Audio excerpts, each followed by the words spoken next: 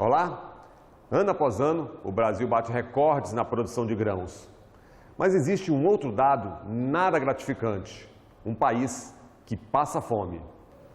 A Comissão de Agricultura do Senado abriu debate: agronegócio, agricultura familiar, programas governamentais, segurança e insegurança alimentar.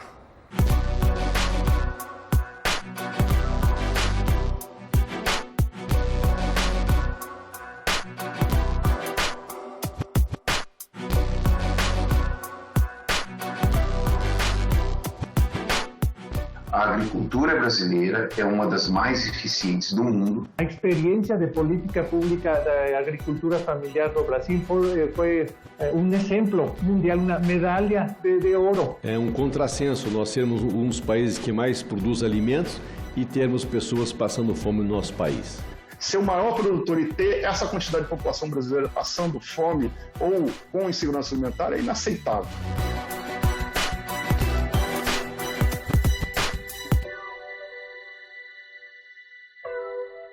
A safra de grãos estimada este ano é de 270 milhões de toneladas. A insegurança alimentar grave atinge 19 milhões de pessoas. Os números no Brasil. Em 2004, 64,8% da população brasileira estavam em segurança alimentar. A insegurança alimentar chegava a 13,8%. Já a insegurança alimentar moderada era de 12%. A grave, 9,5%. Em 2020, com a influência da pandemia, a população em segurança alimentar caiu para 44,8%. Já a insegurança alimentar subiu para 34,7%. A moderada em 11,5% e a insegurança grave em 9% da população brasileira, o que corresponde a 19 milhões de pessoas. O Brasil, que tinha saído do mapa da fome da ONU, em 2013, está de volta. É triste, mas é verdade. É lamentável que o Brasil tenha ficado fora do mapa da fome por apenas 5 anos. De 2013 a 2018, quando voltou a ultrapassar a marca de 5% da população com fome. Segundo a Vigisan, em 2020, a fome afetou 9% dos domicílios, o equivalente a 19 milhões de brasileiros. Essa proporção representa uma volta ao nível observado em 2004, um retrocesso de 15 anos em apenas 5. Com tudo isso posto, o Brasil chegou a quase 60% da população em insegurança alimentar, com quase 20 milhões de brasileiros em situação de fome. E os dados certamente vão piorar. Os números estão aí. Agora, aquele vilão que todo mundo conhece: a inflação.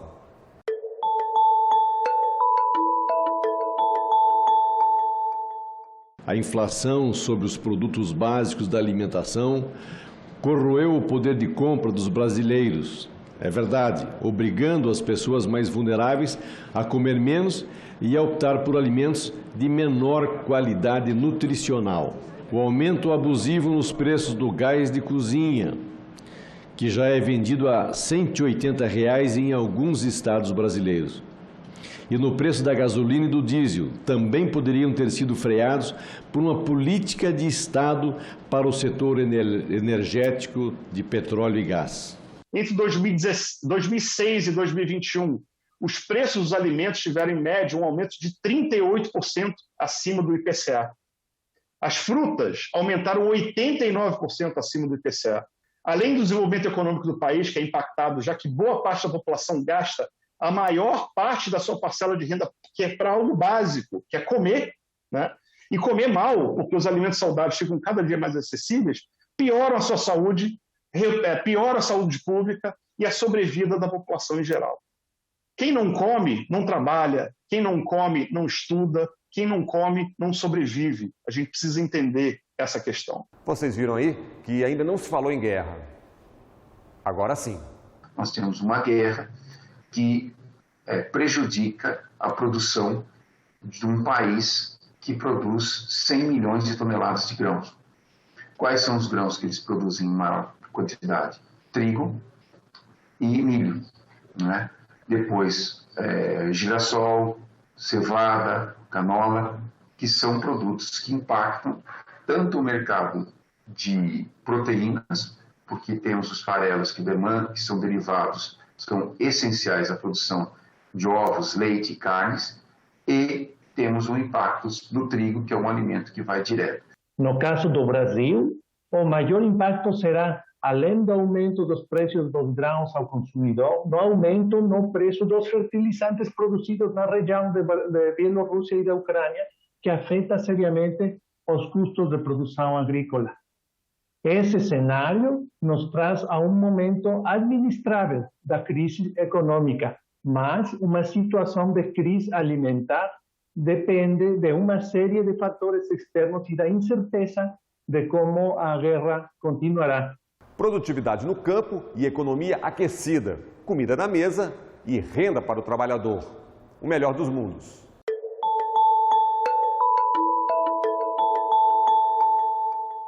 Senadores, é muito importante a gente separar em dois blocos, em dois problemas distintos, a questão da segurança alimentar. Um problema central é a produção. Se a gente não gerar alimentos, nós não temos o que distribuir, como alimentar a população. E o outro problema é a questão da renda. Então, dentro do Ministério da Agricultura, nós temos que resolver o problema da oferta do produto, do abastecimento. A redução da fome e da pobreza só acontecem de fato quando essas pessoas conseguem um emprego, conseguem trabalhar, quando fazem um curso técnico e melhoram sua posição no mercado de trabalho. O país que produz alimentos é o mesmo que não consegue que eles cheguem à mesa dos brasileiros. Uma contradição. A estimativa de produção da safra brasileira 2021-2022 é de mais de 270 milhões de toneladas de grãos, um crescimento de 5,7% sobre a safra anterior. A área plantada também cresceu 5,2% em relação à safra passada. Agora são 73 milhões de hectares, com destaque para o cultivo do milho e da soja. É um contrassenso nós sermos um dos países que mais produz alimentos e termos pessoas passando fome no nosso país. É uma questão de política de Estado, é uma questão de investimento no nosso povo, na nossa população. Fazer com que todos tenham acesso a uma alimentação de boa qualidade e que chegue a toda a população brasileira. O Brasil resolveu muito bem o seu problema de oferta de alimentos. Quer dizer, a agricultura brasileira é uma das mais eficientes do mundo, que a gente produz em um pouco mais de 51 milhões de hectares, a gente planta 64, 68 milhões de hectares de lavoura. O que significa isso? Nós produzimos na mesma terra duas lavouras, duas safras, né, dentro da mesma terra. Antigamente a gente ofertava milho só no final de janeiro, início de fevereiro. Hoje essa primeira safra responde por 25%, a segunda safra, que vai entrar no mercado em junho e julho, representa 70%, 71%, e a terceira safra, que entra na região Nordeste, com mais de 2,5% a 3%. Então essa distribuição ao longo do ano mostra que nós temos um ciclo produtivo que se alterou ao longo dos anos. O Japão, que tem pouco mais de 4% do tamanho do Brasil, tem mais hectares plantados de legumes e hortaliças frescas do que o Brasil. O Japão produz mais hortaliças e legumes do que o Brasil. Dessas hortaliças, em geral, 83% são produzidas pela agricultura familiar no Brasil, que não tem apoio nenhum. Isso explica claramente por que o Japão produz mais do que a gente. Um país muito pequeno, praticamente sem área para plantar, é muito mais eficiente que a gente nisso. Este ano nós vamos produzir em torno de 115 milhões. O número exato só daqui a pouco. Em torno de 115 milhões. Esse aumento da oferta de milho, de 83 para 105, ele quase que, não digo que é total, mas quase que compensa toda a produção de milho que a Ucrânia ia colocar no mercado. De fato, a produção de milho nessa safra será recorde, em função de vários setores climáticos, principalmente, e o importante é fazer chegar esses alimentos até a população. Mesmo sendo o maior produtor de soja do mundo, o preço do óleo de soja em 2020, muito antes da guerra da Ucrânia, já no início, no primeiro ano da Covid, subiu 100% o preço de óleo de soja no país. Isso tem nada a ver com a Ucrânia, tem pouco a ver com a Covid, tem a ver com a dolarização desse modelo, da clara investimento no agronegócio como um modelo único e exclusivamente de geração de lucro, sem nenhum planejamento de segurança alimentar. Especulação financeira, feijão da Argentina, mais críticas. Nós, da Ação da Cidadania, doamos ano passado quase 10 mil toneladas de alimentos por todo o Brasil. E sabe de onde nós compramos o nosso feijão? Compramos da Argentina, feijão preto, que nem é consumido na Argentina. A gente é obrigado a comprar o feijão preto da Argentina para conseguir manter os preços acessíveis para a distribuição do alimento.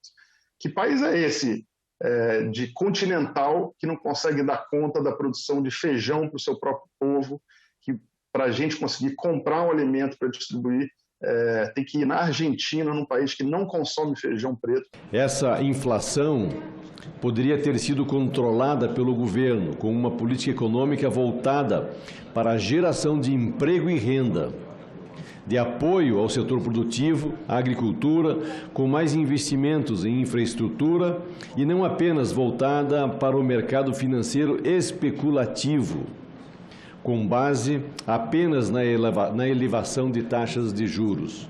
Em 10 anos, a área plantada de arroz e feijão no Brasil foi reduzida em 70%. Por quê? Porque não há apoio, não há incentivo para a produção desses alimentos, não há um planejamento de segurança alimentar que olhe que arroz e feijão é o prato principal do brasileiro. Causas da fome, inflação, guerra, a pandemia. Lembrando aos senhores que nós atravessamos uma pandemia onde houve um choque de demanda de alimentos sem precedentes. Não foi o Brasil, não foi os Estados Unidos, não foi a Europa, não foi a África. Todos os países que tinham um nível de organização econômica aceitável entraram com programas de segurança alimentar do ponto de vista de renda. Isso fez, e como você não tinha dispêndios como lazer, bens duráveis, o consumo de alimentos no mundo todo cresceu, especialmente nos países de baixa renda, onde o consumo de proteínas teve um crescimento maior. Isso gerou um desequilíbrio, porque eu tenho um choque de demanda e eu não consigo, no mesmo ritmo, ter um choque de oferta. Uma série de tragédias como a Covid e agora a guerra da Ucrânia contribuíram, obviamente, para o aumento da fome. Mas poderia ser diferente aqui no Brasil? Claro que poderia, né? Um dos principais produtores de alimentos do mundo, né? Ter quase 60% da sua população em segurança alimentar, como bem citou o Rafael, não pode ser aceitável. Não pode. A gente não ser o maior produtor e ter essa quantidade de população brasileira passando fome ou com insegurança alimentar é inaceitável. Seja como for, uma coisa não se abre mão, principalmente no momento atual: a proteção aos mais vulneráveis.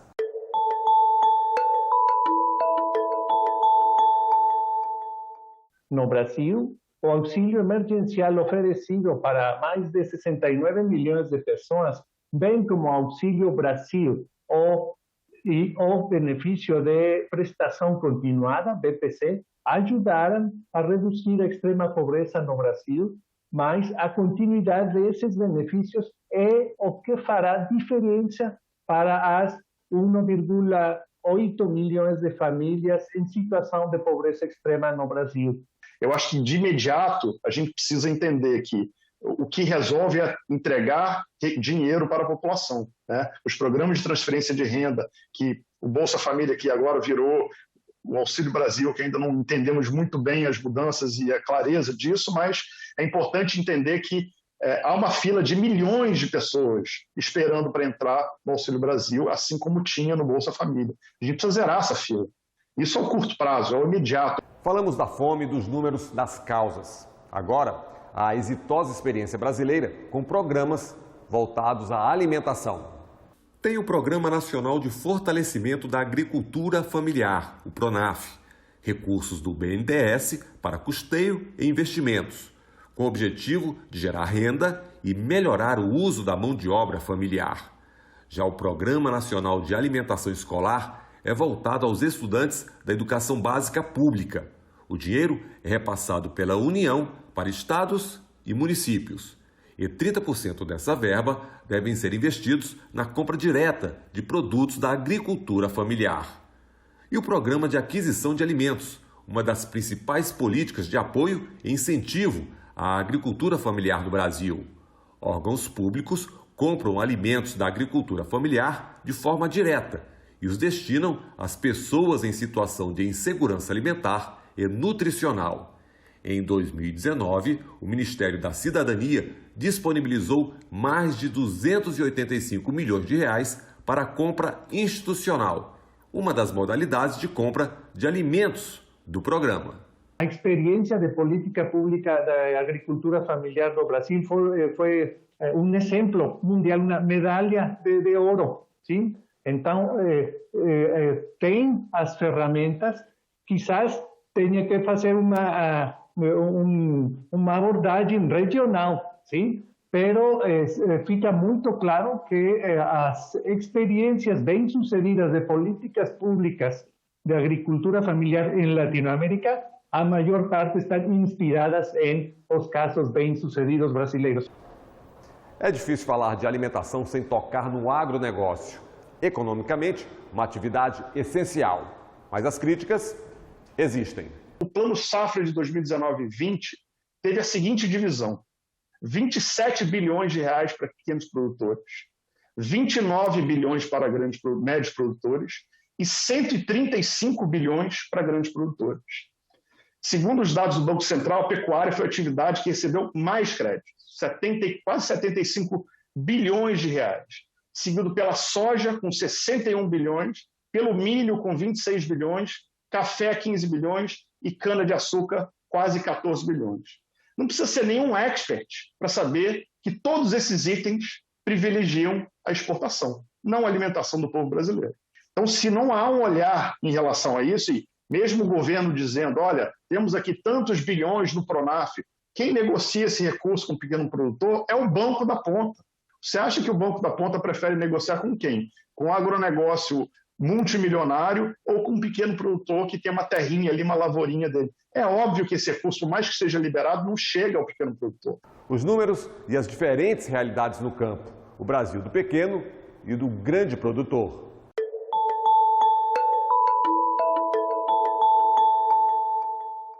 O Censo Agropecuário de 2017 mostra que mais de 5 milhões de agricultores do nosso país, dos mais de 5 milhões, só 100 mil são grandes produtores.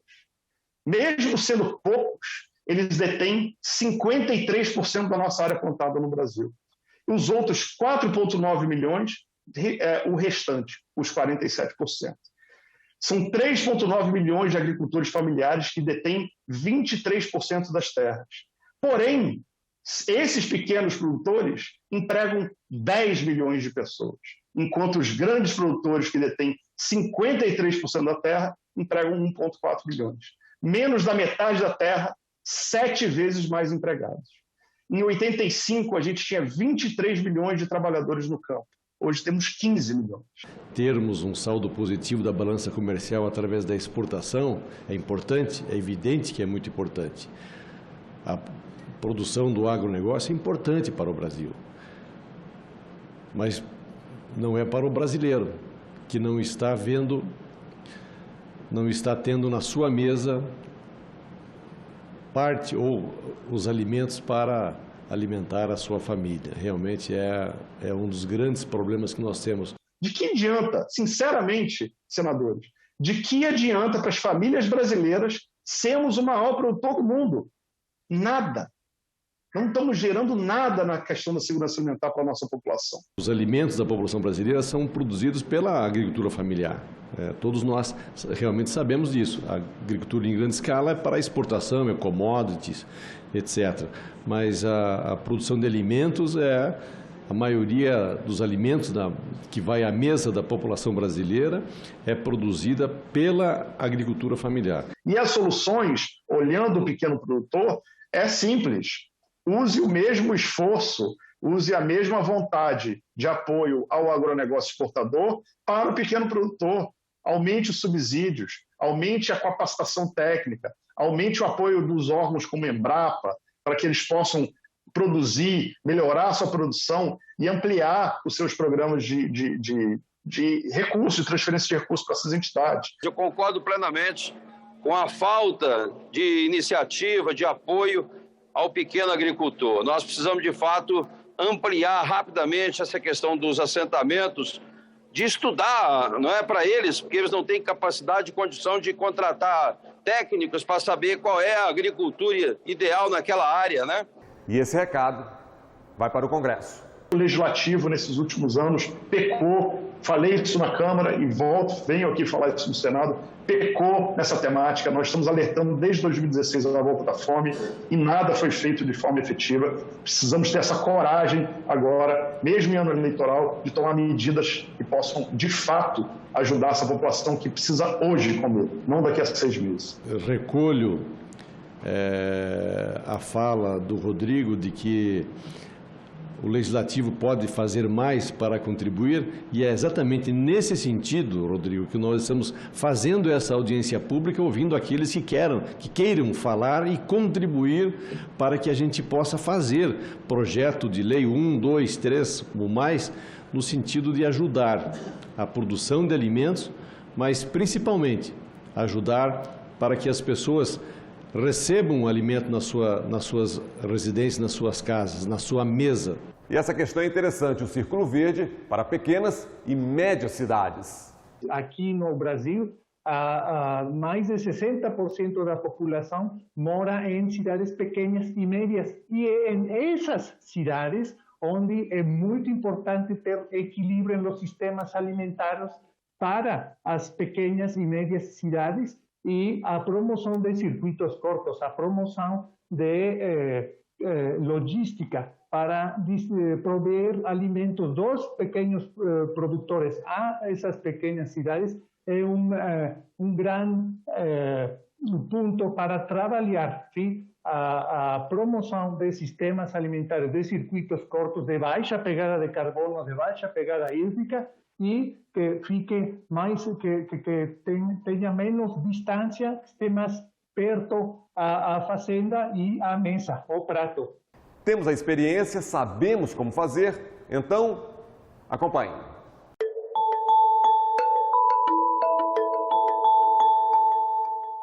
Não, somente confirmar que o Brasil sabe como fazer, já tem uma experiência muito bem sucedida de lição mundial, sim? A estratégia de inclusão, não somente inclusão social, mas inclusão econômica e, sobretudo, no contexto das pequenas cidades, de um país de pequenas cidades, onde é ainda mais importante assegurar a estabilidade da agricultura familiar nesses territórios. O Brasil, não só na sua oferta, está conseguindo abastecer o mercado nacional, mas também está tendo um importante papel na segurança alimentar do mundo, quando consegue, através de produção e produtividade, lembrando que isso é produzido na mesma terra da soja, a gente está ofertando ao mundo uma quantidade de alimentos que ajuda a mitigar os problemas que são dessa guerra e desses conflitos. De fato, sermos o maior produtor de alimentos do planeta é importante. Agora, se nós não utilizarmos esta produção para levar alimentos à mesa da população brasileira,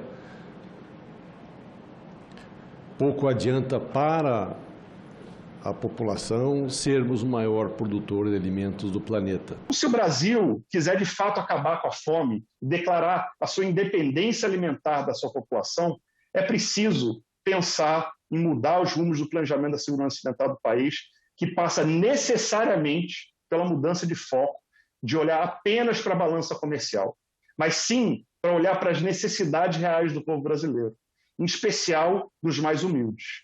Sem segurança alimentar, não há desenvolvimento, saúde, educação e dignidade.